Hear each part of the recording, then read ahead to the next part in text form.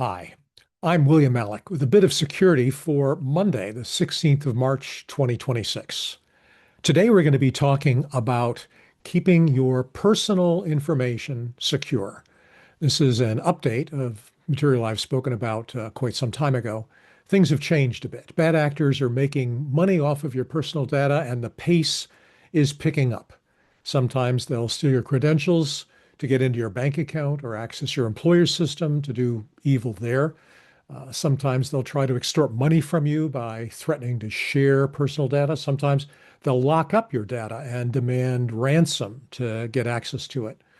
Regardless, there are two strategies that you should deploy to minimize the consequences of these things happening. First, you can protect your stuff, and second, you can make it tough for the bad guys to get it. In terms of protecting your stuff, that means taking a backup. Now, I use two kinds of backups. I've actually got a hard disk sitting here on my desk, and I plug it into my machine when I take a backup. And once the backup's done and I've verified that it works, I unplug that. So it's not connected, it's not powered on, except when I'm taking a backup. I have used it a couple of times to restore stuff. Having a local copy is nice. The other thing you can do is take advantage of the cloud services that many application vendors provide. You're using, let's say, Google Photos, you're using Apple, and they will include a way to back stuff up to your machine. Now, the advantage with that is, first of all, you've got a copy. Secondly, you don't need to keep the originals on your phone. You don't need to keep all the messages you've ever sent on your phone if you've got a backup from them. You'll also find there are things you can do to improve the efficiency of those. You can remove duplicate items, for instance. So taking a backup protects your data, and even if it is lost, you can recover it from the secure backup. The second thing you can do is make it hard for the bad guys to get to your stuff.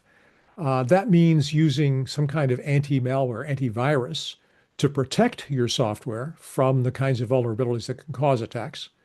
Use strong authentication to make it harder for the bad actors to get onto your stuff, and keeping your software up to date.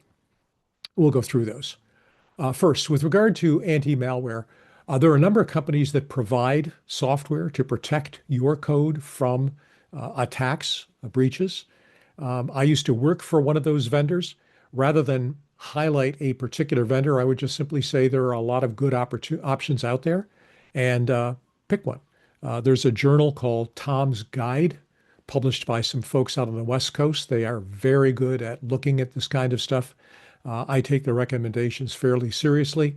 They'll tell you, depending on the environment, whether you're running a Windows or Macintosh, what kinds of software is out there, how much it'll cost, what kind of prices are available, and then you can pursue and install it on your own. So do that. Install anti-malware, keep it up to date. Second thing, use two-factor authentication. What does that mean? It means that when you log into your banking app, you don't just use your user ID and a password, but you engage in a dialogue with the app saying, please send me a code. It sends you a code through some kind of a message, and then you put the code in, and now the bank knows that you are who you say you are. At least you're using the phone that you usually use. Now, there are some people out there who will say, well, messages can be intercepted. Well, yeah, messages can be intercepted, but once a password is stolen, leaked, it's out there. If a bad actor gets your password, they will sell it on the dark web. The going rate is about $5.